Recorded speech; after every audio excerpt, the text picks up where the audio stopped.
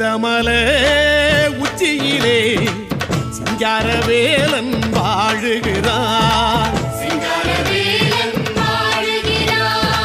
பள்ளி மகள் தூதுவர சிங்காரவேலன் ஆடுகிறான். அறுபடை முற்றத்திலே வெள்ளி நிலவில் ஆடுகிறான்.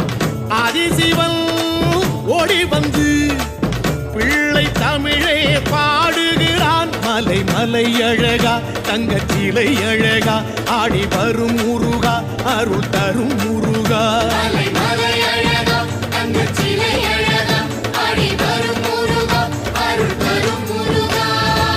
மருதமலை உச்சியிலே சிங்காரவேலன் வாழுகிறான்.